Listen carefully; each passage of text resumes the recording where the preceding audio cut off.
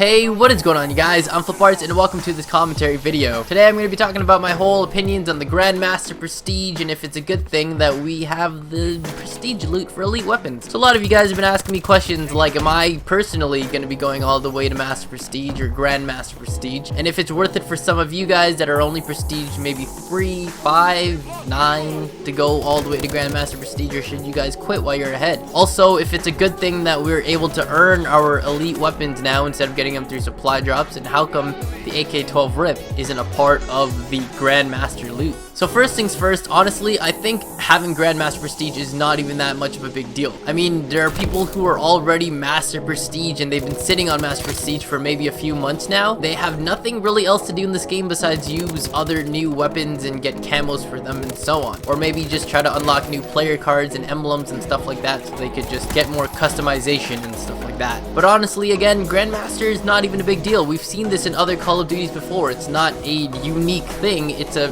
actually kind of very common thing. I can't remember if we had this in Black Ops 2, but I'm pretty sure we had this in MW3 and in Ghosts. I'm pretty sure. Basically, you would just change your rank icon and you would have like a star on it and it would tell you exactly what prestige you were in, exceeding the actual regular amount of 10 or 15. So if you had like 1 star or 2 stars, that mean you were 1 above regular prestige, so you'd be like prestige 11 or prestige 12 and so on. In this case, we basically just have the regular icons for our master prestiges, but they're all just coated in gold and very shiny. I mean, I don't know what other people would expect if they were to make new icons and stuff like that. I don't think it really matters, really. And it wouldn't even matter that way anyway, because we do kind of still have this little bit of skill-based matchmaking. So if you're, you know, this level and you saw someone who's doing the additional 15 prestiges, and let's say you're not even that great of a player and you see someone that high rank, they're probably not that good because they're around your skill level, or if you're really good,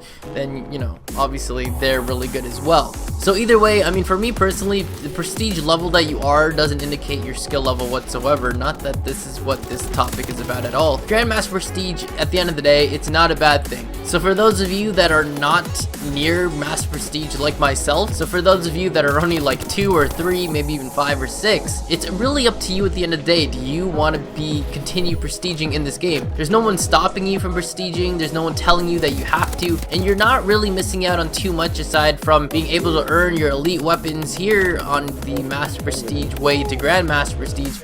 Or if you're just trying to get to Master Prestige, you're only missing out on Atlas Tier 1 item. Basically, the way I see it is, even if you're not really close to being Master Prestige like myself, adding in Grandmaster Prestige just means that they're putting in more longevity for the game. I mean, alongside the whole DLC stuff like that and being able to do all this other stuff like zombies and whatever, they're adding in the longevity of the game and being able to hopefully make it worth your $60 to $7. And yes, for some people, they spent a little bit more because they bought the DLC or they have the Seasons Pass, or like myself, I bought the Atlas Limited Edition, or some people have the Atlas Pro Edition. But either way, they're trying to basically make it so it's worth your money to make you want to keep playing this game. So if you're complaining like, oh my god, they've added 15 more prestiges that I have to do. No, you don't. No one's telling you that you have to. It's just another feature in the game that you can choose whether or not you want to continue or not. For example, T. Martin said he was only Prestige 2 or 3 or something like that, and he completely announced that he's not going to continue Prestige. And yes, it's a little bit late in the game where, you know, we're almost halfway, a little more or less, of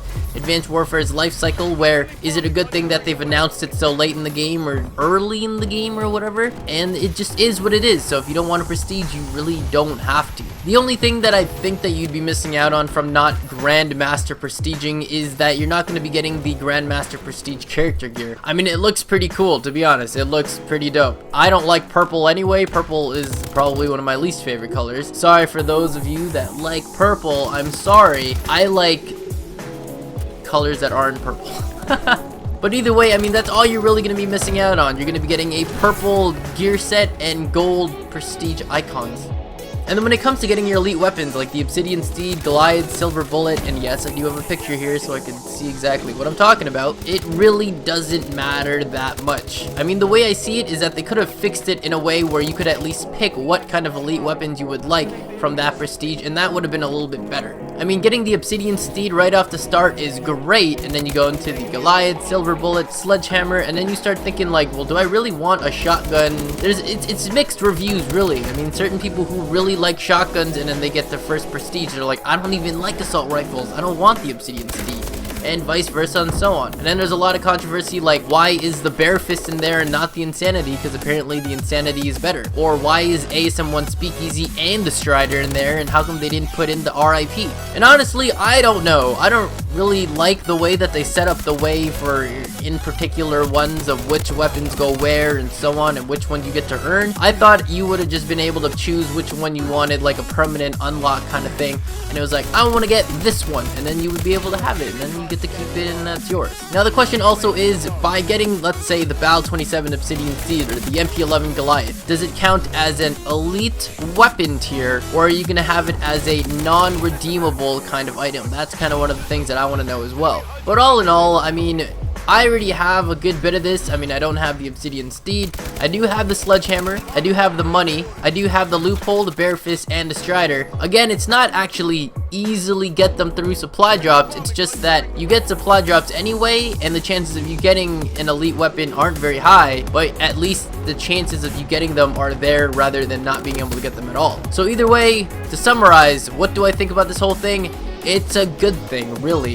If you're at Master Prestige already and you're kind of bored with the game, this is going to extend the longevity of the game, hopefully give it worth your money, and you can continue playing the game and at least have some fun and have a cool looking emblem. And at the end of the day, maybe if you hit Grandmaster Prestige, you get the Prestige character gear, which is clad in purple royalty camo, which is it looks pretty cool. I mean, if I could tint it myself and make it like a baby blue or a nice red, something like that, I would probably rock it a lot more, or be more incentivized to go and want to get it. So all in all, it's really a good thing if you think about it. And if you don't want to do the prestiges, no one's making you do it, so don't force yourself to do it. If you want to sit on Prestige 2, sit on Prestige 2. If you want to sit at Master Prestige and not Prestige after that, go ahead. I mean, for me personally, yeah, I'm probably gonna do it as much as I can while playing other video games.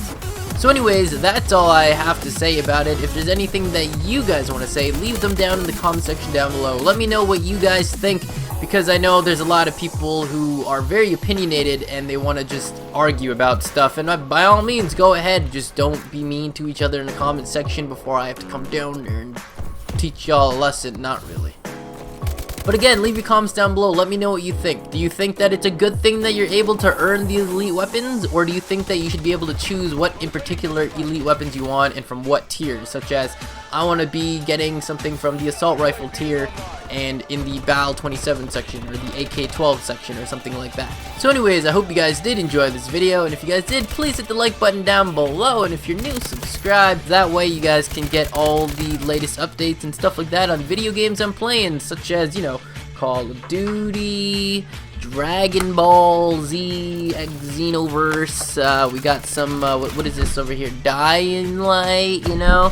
So, you know, you might want to subscribe, and maybe you're going to see certain videos on here that you didn't expect to see, and then you're going to like them. Either way, I'm going to go, and I'll see you guys next time. So, later days, and peace out.